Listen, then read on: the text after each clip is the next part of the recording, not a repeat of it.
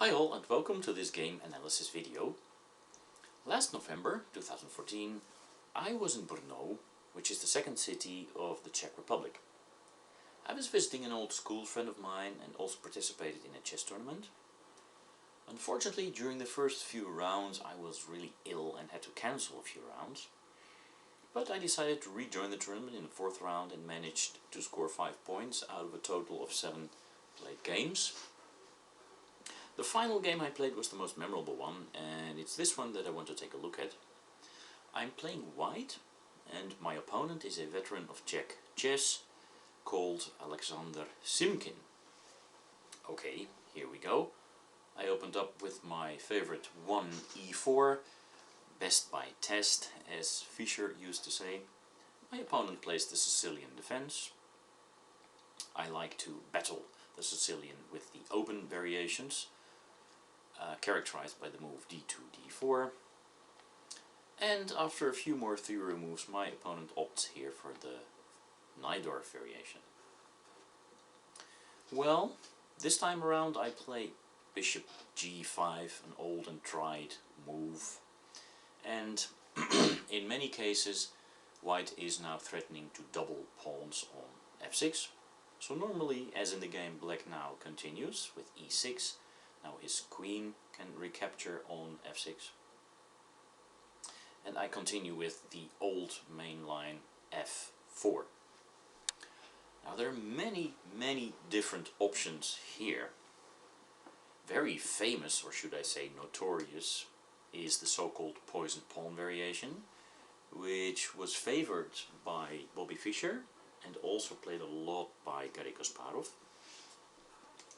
And then of course there is the b7, b5 line, which bears Lev Porogoyevsky's name. And then there are the more, let's say, classical lines, which have some sort of combination of the moves bishop e7, knight bd7, you can start with either, and then following up with b5, bishop b7, and at some point in time also queen c7. These are the more classical setups. And in these setups, black aims at attacking white's center pawn in e4, which is really the weakest point in white's camp at the moment. Okay, my opponent opts here for a very classical move. He plays bishop e7. I prepare now to castle queenside with queen f3, typical Najdorf stuff. And if we would have opposite sides castling, maybe we could also see a mutual pawn storm and the game would get really exciting. Okay, now that the bishop is protecting the knight on f6, my opponent decides to play queen c7, and one of the ideas is, of course, to put pressure down the c-file, but excuse me, more notably, it's also aimed at bishop c4, which would be a nice developing move for white some point in time. I continued here with castles queenside, and my opponent now plays a less flexible move. I think the most flexible move here is to go knight b to d7 and continue in the fashion I've just shown, but he now plays castles kingside. And this is committal in the sense that now I know the address of black's king. Of course, sooner or later the king would go to the king side anyway, but now it's already sitting there. Okay, not that I drew any advantage of this, because now I make a slightly inaccurate move. In this position, with black's queen's knight not yet being committed to the d7 Najdorf square, black still has the opportunity of putting his knight on c6. And I didn't realize this, and I was still a little bit in some sort of an automatic mode, and I played bishop d3, hoping to transpose to main lines after knight b d7, etc, etc. But with bishop d3, or after bishop d3, my knight on d4 is unprotected. And black makes use of that with his next move, which is knight c6. And I think this is already an equalizing move. Okay, but before we continue, let's see what should I have done instead. Instead of bishop d3, I could have tried queen g3. Now this is also a typical maneuver which aims to enable the e4, e5 advance, kicking the knight here on f6, which is the main defender of black's king side, but also, very importantly, trying to free up the e4 square for was c3 knight, but also trying to open up the diagonal from d3 to h7 in order to have good attacking chances. So this is a typical way to play. Normally black would then prevent or defend against e4, e5 with knight b d7, and in this case, funnily enough, knight c6 would be wrong because I could eliminate the defender of e5 after knight takes e6, b takes e6 and e5. And then after the following few moves we can really see that this works very well now for white. For instance, knight h5, queen h4, and black has a problem. His bishop on e7 is attacked, the knight on h5 is attacked. You don't really want to play g7, g6, that seriously weakens all the dark squares around your king. So maybe f6 is the best move, but then after e takes f6, knight takes f6 and bishop d3, we can really see why the e4, e5 push is so strong. White's pieces are really flowing very naturally here. The bishop has a beautiful diagonal, the queen is sitting on a very aggressive spot, the bishop can always eliminate the knight on f6, the rook is on an open file, the knight can jump to the e4 square, this rook can join the game very easily. So this is the type of game that white is aiming for, really. So hence, after queen g3, black is well advised not to play knight c6 in this particular case, but to continue with knight b d7. But then we would have, let's say, regular play after bishop d3, b5, rook h1, b4, are now also the very typical Najdorf piece sacrifice with knight d5, and I think white can claim an advantage in this position. Okay, but back to the game, where I switched move orders, and instead of starting with queen g3, I played here bishop d3, leaving my knight on d4 in a vulnerable spot. So my opponent noticed this, and as mentioned, he played knight c6, and of course he is now questioning the knight. Dear knight, what do you want to do? So I'm now faced with a somewhat awkward choice. Either to retreat the attack knight to b3, for instance, or to trade on c6, so as not to lose time, but it would strengthen black's center, since he would recapture with b7 takes c6, and it would also open up the b file for him. Well, in the game I opted for knight takes c6, thereby eliminating one of the defenders of e5, so that I will still have a chance later on to play e4, e5. Well, of course my opponent recaptures here with b takes c6. If he would recapture with the queen, then he would remove one of the defenders from the e5 square, not a very good idea. Also his rook would not be able to open or to move to the semi-open e-file.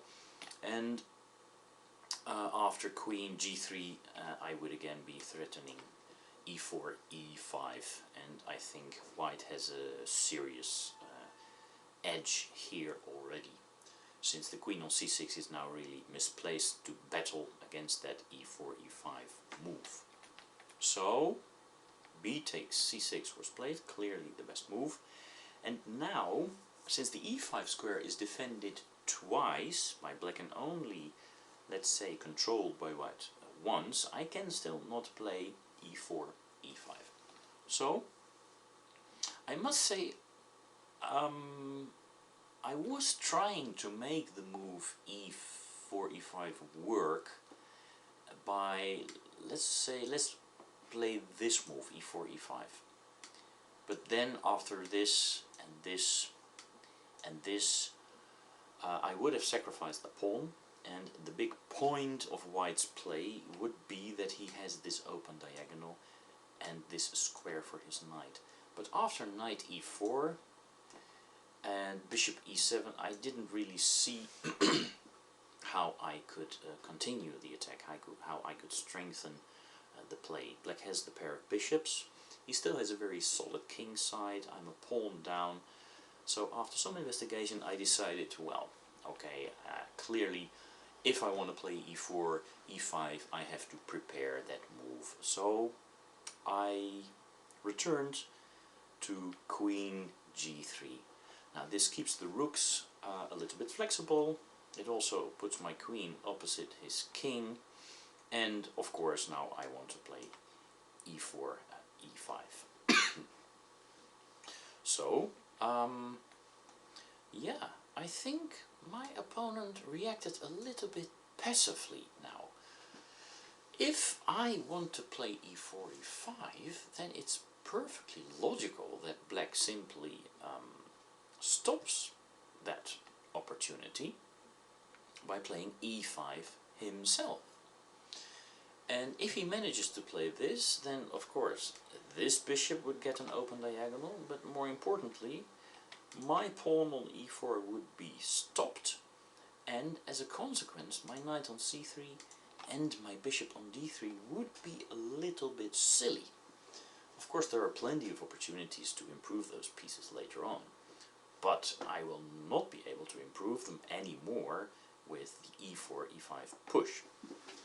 Okay, now this e6, e5 move by black comes with some disadvantages as well, because in this case I can play f takes e5, and after d takes e5 I have the semi-open f file to work with. So I could still try and develop some sort of an initiative along the semi-open f file here. But to be honest, I think the position is completely equal and black has no problems whatsoever. He could, for instance, try for this exchange, and then after bishop takes g5, queen takes g5, plant his knight on f4. And black has good pieces, he has a safe king. Both sides have 3 pawn islands.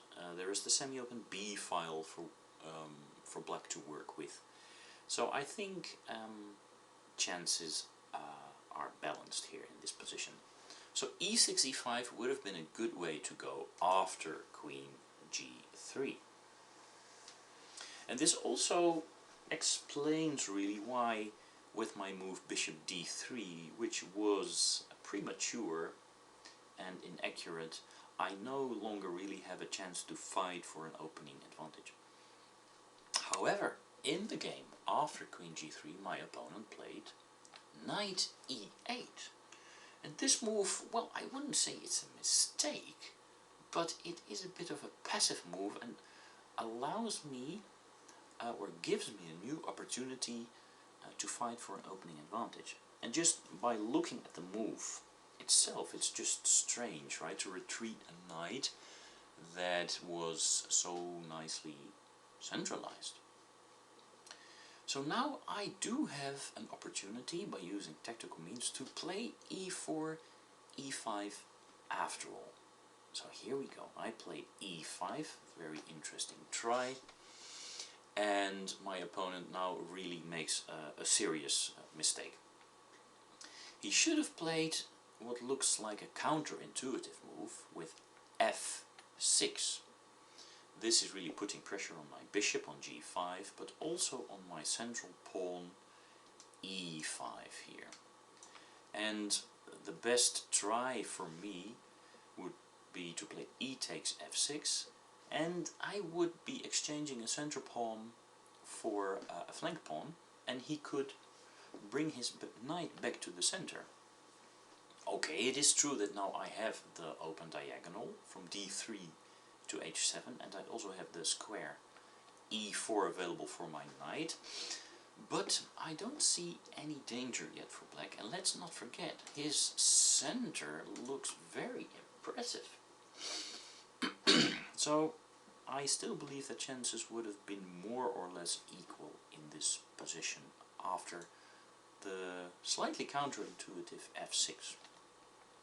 I have to point out that I should not play the in-between e takes d6, hitting the queen and thinking that that would be a good opportunity for me to break up his central phalanx of pawns there, because after bishop takes d6 I am faced with two problems.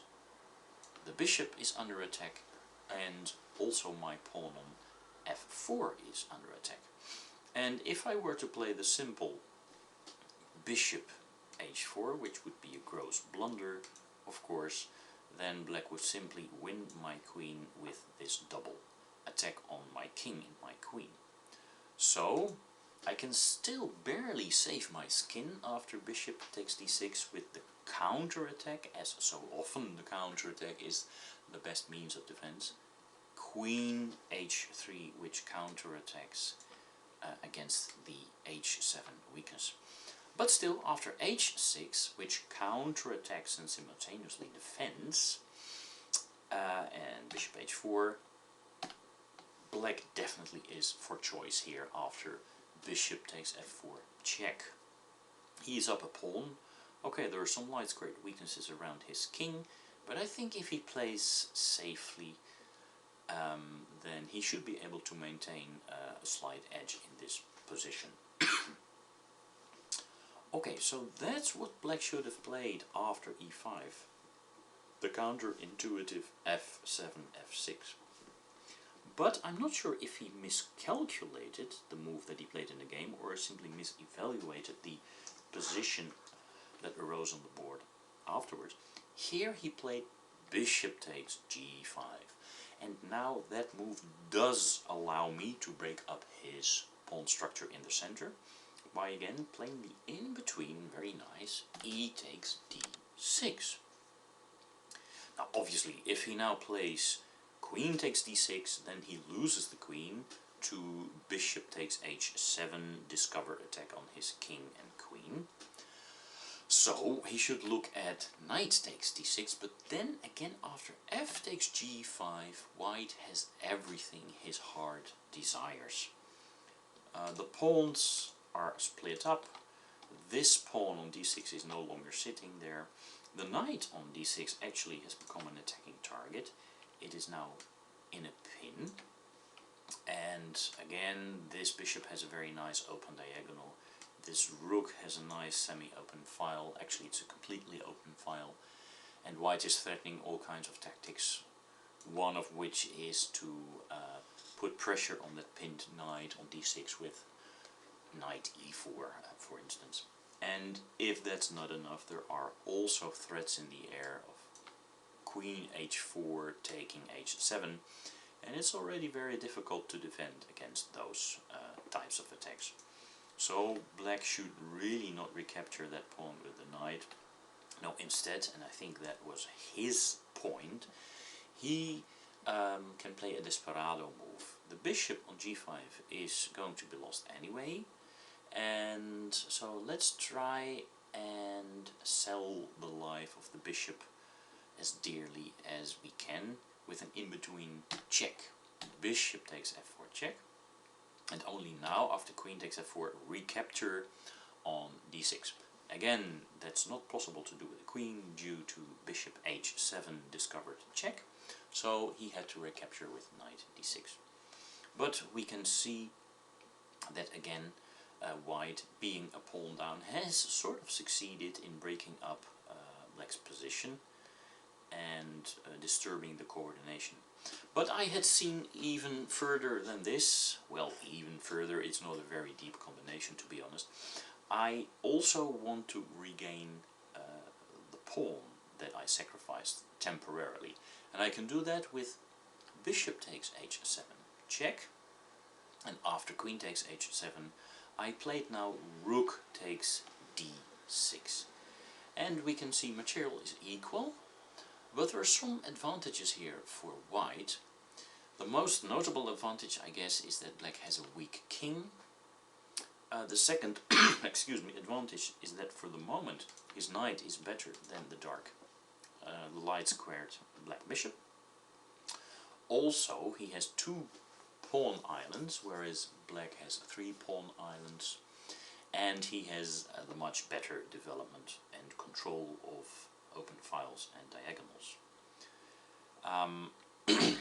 Important in this case is to note that, for instance, black can now not play rook d8 due to the double attack queen h4, and white would pick up that rook on d8. So hence we can say that white is really controlling the d file as well, and soon he will bring in the other rook to simply dominate that d file.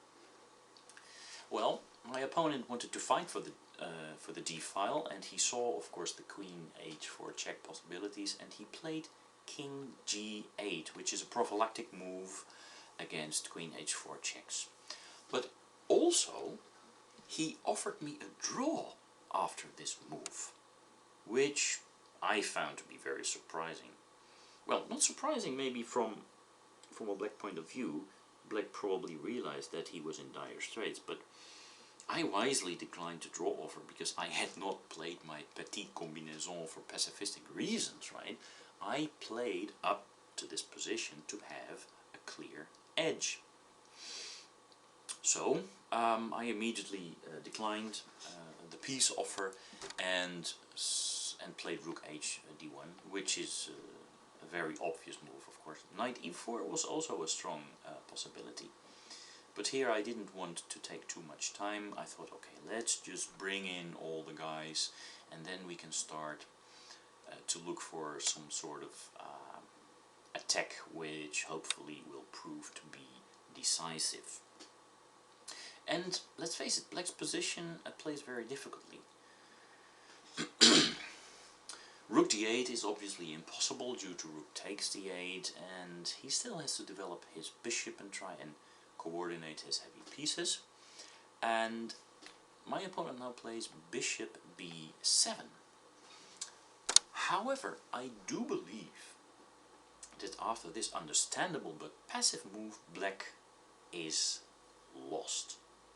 Up to this moment I had a big edge, but now I do believe that it's just simply outright lost.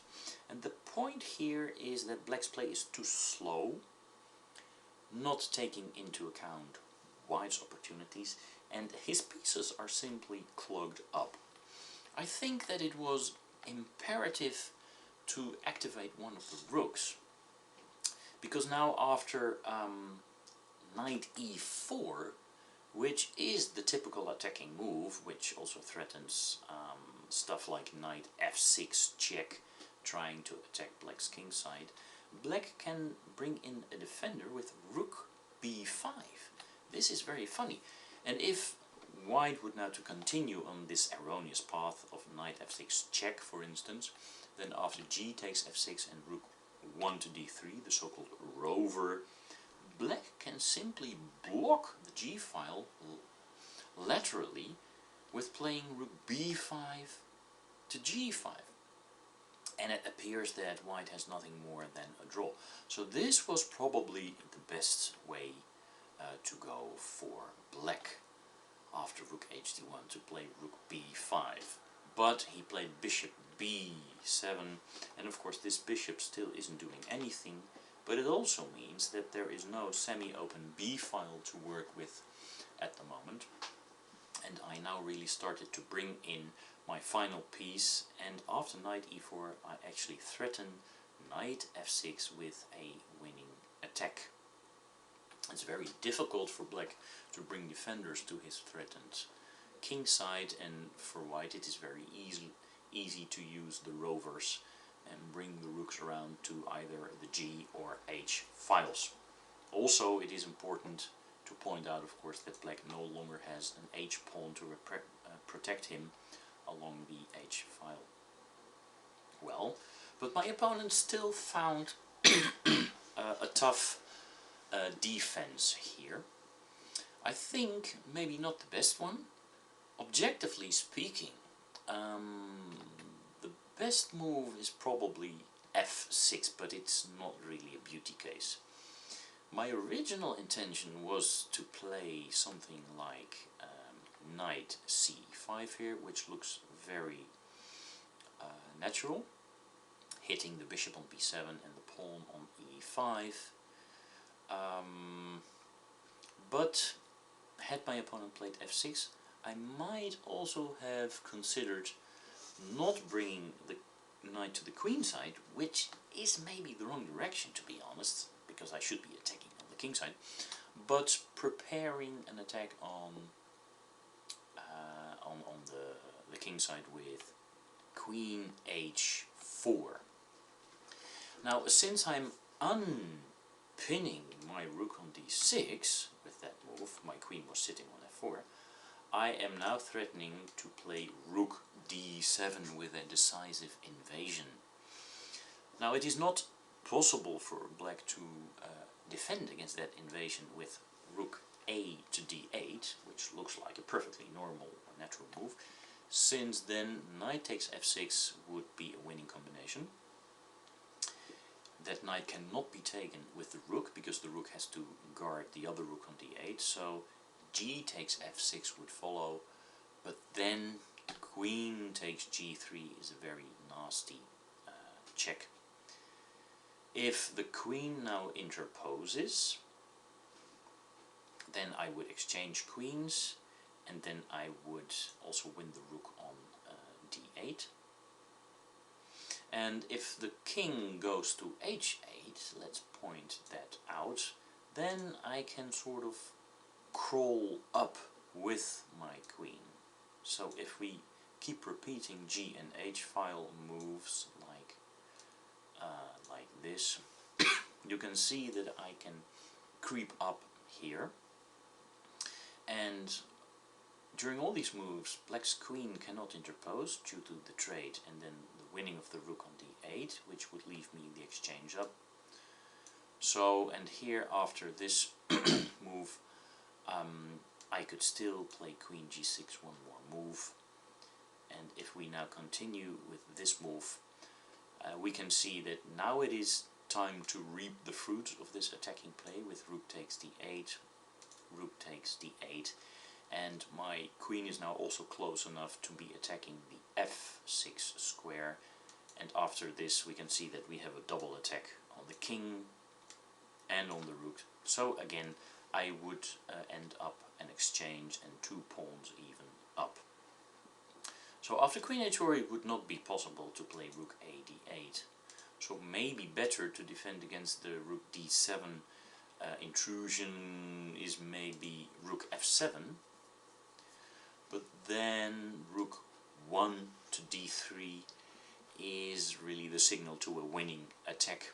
It's going to be very, very difficult for black to defend against the idea of rook h3 and queen h8. And again we see that it has to do with attacking black where he is weakest. He no longer has an h pawn, so we attack him down the semi-open h file. And well, since he doesn't have an h pawn, it simply means that he is not able to blunt these kinds of attacks with h7, h6 type of moves. Well, let's go back to the game. Knight e4, where maybe f6 would have been objectively the toughest defense, but my opponent found another one, queen a5. And the idea of this move is still to try and defend laterally along the 5th rank. My opponent of course saw that I was threatening the attack with the knight to f6, but if the knight comes to f6 and black takes that pawn, then this pawn on f6 would be supporting the g5 square, and maybe that means that for black he could also try sometimes to defend with queen g5, giving a check or trading white's queen. So that's the point really of queen a5. And I took a really long time now here, because I wanted to play knight f6, but I saw of course his idea of queen g5 and so on. So I really took some time to calculate knight f6. First of all, because I'm sacrificing a piece and, well, I had to consider several defenses. It's going to be very concrete now, and if the sacrifice does not work, well, then I'm either letting him escape with a draw, or I might be simply worse. Funnily enough, later it turned out that knight f6 check is not even the strongest move. The engine, for instance, here suggests rook 6 to d3, changing the move order. But this move simply did not cross my mind. For me, this is too much of a computer move, and as a human being, I would always have the feeling that maybe I'm missing the moment. Yeah? This move is, of course, also less forcing than the move I played in the game, which is knight f6. And humans always look at the most forcing moves first, and they do that because forcing moves are easier to calculate. It narrows down the opportunities of the opponent, so yeah, hence it was easier for me to try and calculate and evaluate all the different defensive ideas had. Well, just to show why calculating forcing moves are so equal, king h8, for instance, is simply not possible due to an immediate checkmate over the h-file. So this means that after knight f6, black's possibilities are narrowed down to one single defense, which was, of course, g takes f6.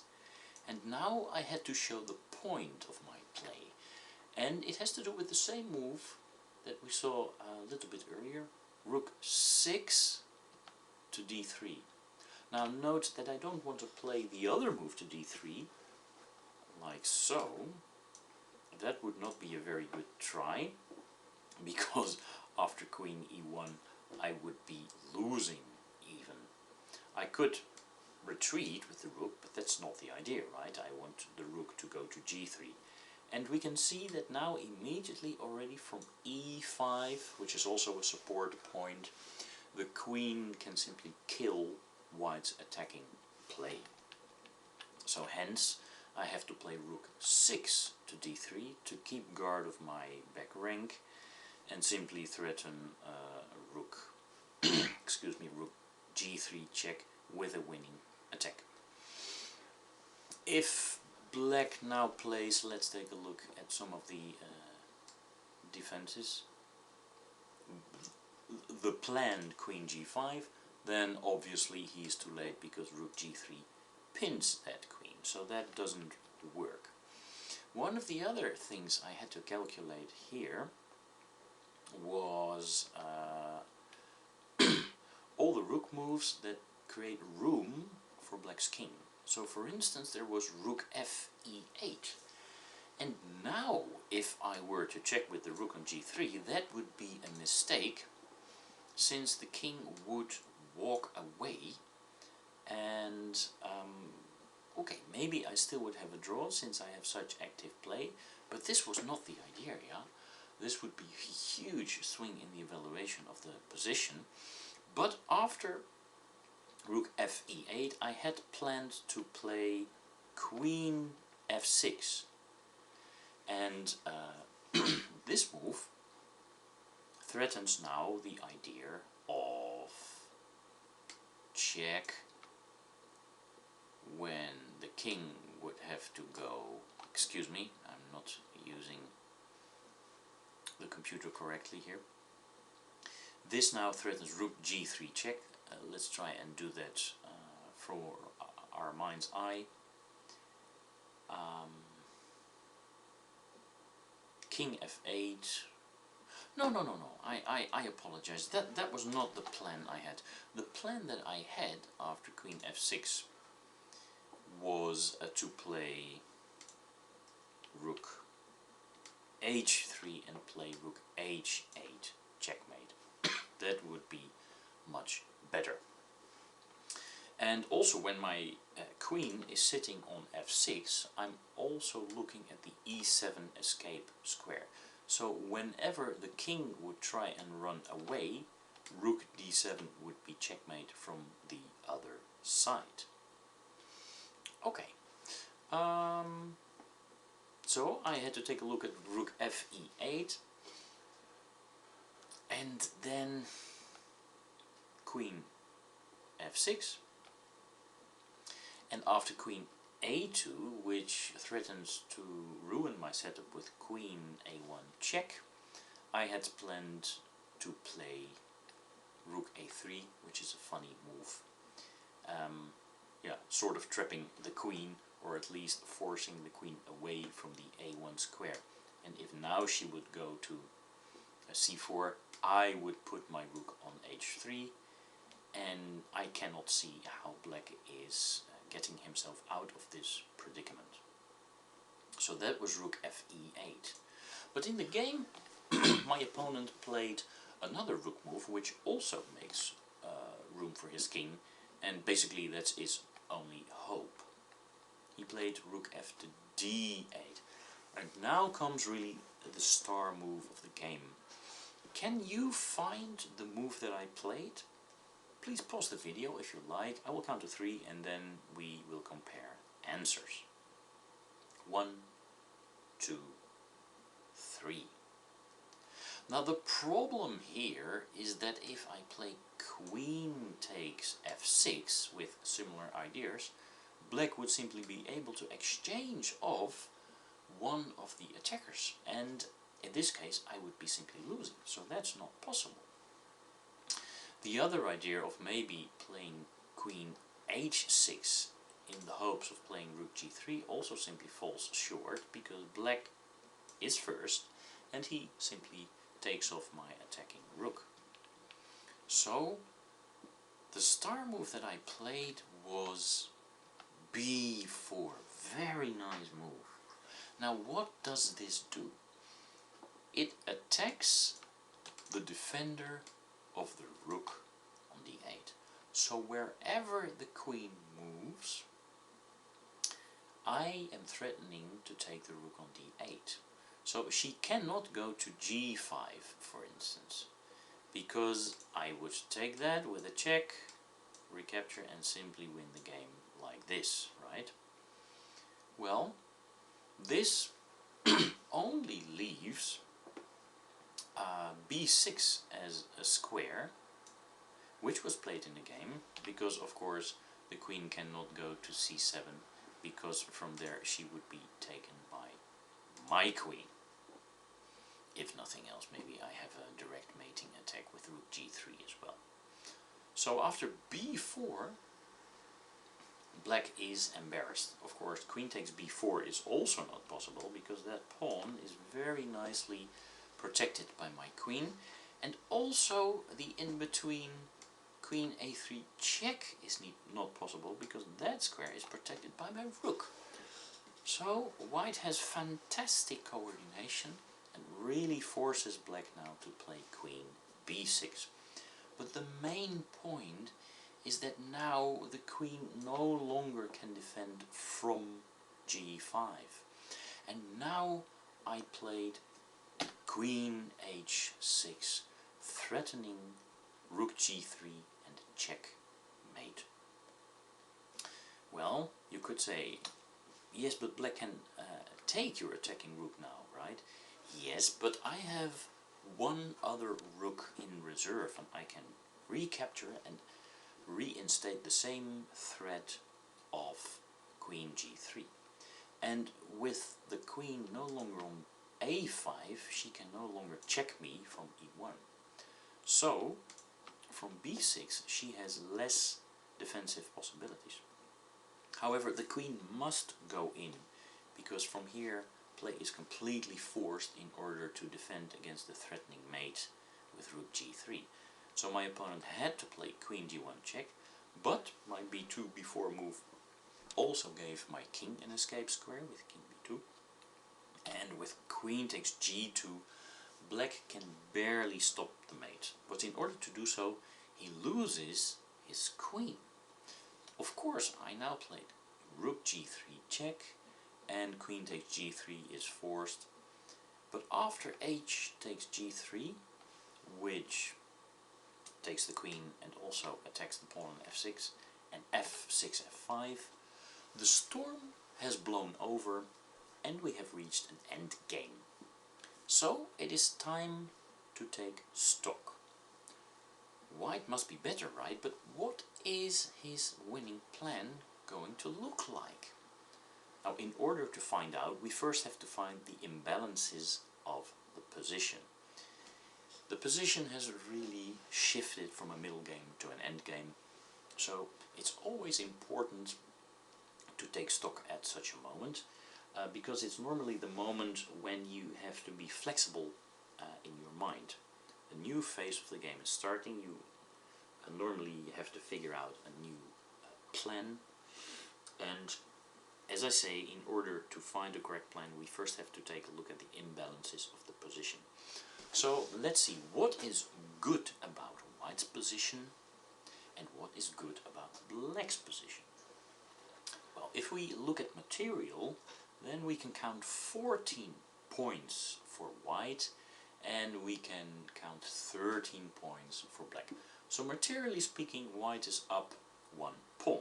Yeah, and this is also logical because it's the consequence of black giving up the queen to stave off the mate. Yeah, white now has the potent queen against a somewhat crippled rook and bishop.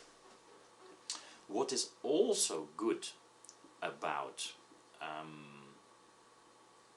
excuse me, about white's position is that he has a majority of pawns on the queen side. Now this means that on this side of the board he will be able to create a passed pawn sooner or later.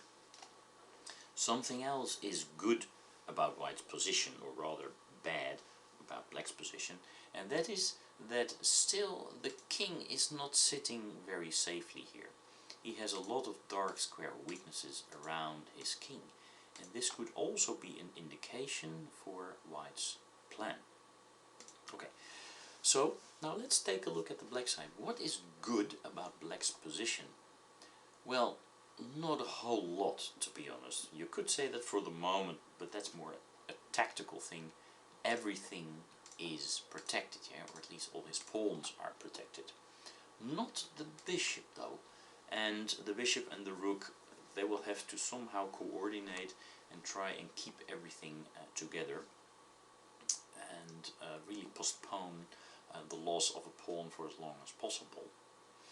But the one thing that is really good about black's position is that sometimes, since he has two pieces, he can attack a certain point in white's position or on the board in general 2 times, whereas white, who has only one piece, can defend or counter control such a square only once. And then, last but not least, black does have a passed pawn, and white really has to be careful, because if that pawn runs up the board and it's not blocked or reaches, let's say, the 3rd, 2nd rank, then this pawn could really be a pain in the ass and provide black with a lot of counter play. Well, okay, having figured out all that, what white should do is one of the following. The first plan is maybe just to simply try and mate black's king by moving up his king to f6 and then just simply playing queen g7 checkmate. That's the one plan. The other plan is, of course, to try and fight against these clumsily placed pieces by bringing the queen over to the queen side and trying to win this pawn or this pawn, and then be able to even more easily create a free pawn of his own, for instance this one, and promote that passed pawn. That's the other winning plan. And so these are two, let's say, aggressive or winning plans. And the third component of White's plan should really be to activate the king, because the king can move over the dark squares and, well, who knows, support the queen in her aggressive ways, but also the king, the king can defend from e3 to the black passed pawn. So it's an endgame, and kings should be centralized, and I think that with that we've pointed out all the important plans, really. So now it was time for me to start calculating all the different plans. And the first plan that I thought of was to bring up the king with king c3 in order to just really very crudely put it on f6 and just simply mate black's king. But I calculated c5, which would stop my king from going to d4, and after b takes c5 black would get some counterplay with rook c8. Now I could continue my journey with king d4, but again a strange pawn move, e5 check was what I didn't like, and after king takes e5, which threatens well, the idea of which is to continue with the king, and rook takes c5, it turns out that I cannot continue this king march with king f6, because that would be a horrendous blunder due to rook c6 check, winning my queen and even winning the game for black. So if I could not continue here with king f6, then I would have exchanged some pawns, and really this guy and this guy would have come to life. This guy could maybe plant itself on e4, this and these pawns would become weak. Of course, white is by no means losing, he still has a huge advantage and maybe it's winning, but I didn't think it was so convincing, to be honest. So then I turned my attention to the other plan after f5, and I decided, okay, we'll have to abandon black's king and we'll have to try and attack now his queen side. So there was a bit of flexibility involved from my part. I could do that in two ways. Queen d2 was a good way, but in the game I played queen e3, and the plan is very clear, just to come into the heart of black's queen side and start taking pieces. Now this position plays very difficult for black. He finds it very difficult to find good moves. Note that, for instance, it's now impossible to push his passed pawn because I would simply take that. And after some deliberation my opponent played rook e8, but now queen b6 comes in with a lot of strength, and my opponent was visually annoyed since he had intended to play rook e7. I sort of saw his hand move to the rook and I thought, well, probably his idea is to put the rook on e7, and then he still really has got everything protected. He doesn't have to move his bishop, which in turn is the defender of the a6 and the c6 pawns. But of course, had he played now rook e7, then that rook would be lost due to queen d8. We can see again now the strength of the queen, which is a beast in this position. So it was not possible for him in the long run to keep the pawns on the queen side. So he now played bishop c8 and decided to give up the c6 pawn. And he played king f8. And now I thought, well, I can start moving my pawns now with a4 or c4. But I thought, what about that free pawn of him? So now I thought it was time to activate and centralize the king. And yes, here my opponent tried to play out his trump card, the passed e-pawn. But obviously after king d2 and e4, it was very simple for me to blockade that pawn in time. So this march of the pawn did not really help black too much. Now he started looking for some counterplay against my weak g3 pawn with king e7, and I decided to play out my trump card, creating a passed pawn on the queen side. So here comes rook g8, which threatens my g3 pawn, and I decided to just simply protect that pawn with queen c7 check. King e6 was played. I now created my passed pawn, and it's just a few more moves to the time control, and here I thought, let's give a few checks and reach the 40th move. I could have played the strong king d4 here, which supports a mating threat from queen e5. We can see now how nice it is to also activate and centralize your king in such positions. But I didn't play this move. I played queen c4 check, and my opponent played queen e7. I checked him again, and only after king e6, the last move, my 40th move, I found king d4, and now I played it, threatening mate as mentioned on e5. Very nice.